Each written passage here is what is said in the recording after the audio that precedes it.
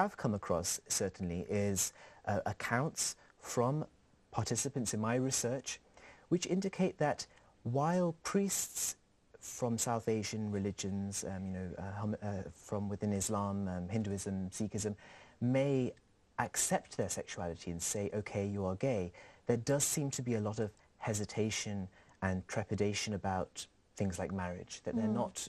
I don't think a dialogue has yet taken place. It's like Dr. Singh was saying earlier on, there are a lot of issues that need to be discussed which simply haven't been discussed. So I think in many cases, priests themselves are not really quite sure what would be the correct path to take or what would be an appropriate path to take because the dialogue hasn't taken place in the same way that it has taken place in some sects of, some denominations of Christianity. Yeah.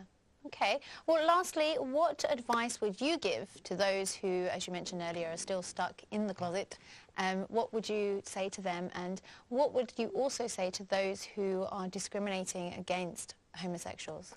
Well, what I would say is that while it is socially desirable to come out and to disclose your sexual identity to others and to acknowledge who you are, I understand as a psychologist that it's not always very difficult for young ethnic minority individuals who are gay or lesbian to tell others.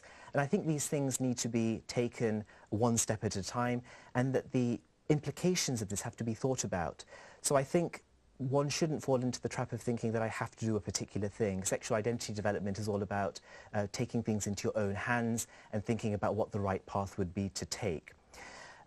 Secondly, in terms of homophobia and discrimination, what I would say is that it is like any other form of discrimination. Homophobia is like racism, it is like sexism, and there is no place for this within society.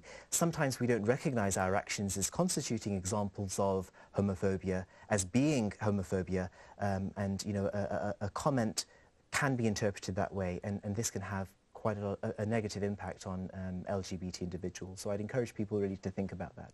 Great. Have you got any articles that are coming out, or what can we expect from you? Well, I will continue to conduct my research in this area because I think it's a very important topic. I think it's an overlooked topic.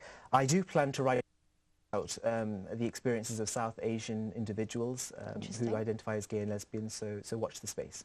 Look out for that. Unfortunately, that's all we have time for. I want to thank my guests today, Dr. Russi Jaspal and also Dr. Gurnam Singh Ji. I hope those of you watching have found the views here insightful today. Apologies for any information that may have been incorrect. We do try our best to be as factual as possible. Remember to tune in with me, Joyti, for a new edition of Rendezvous next week on Tuesday at 9 p.m. Thanks for watching.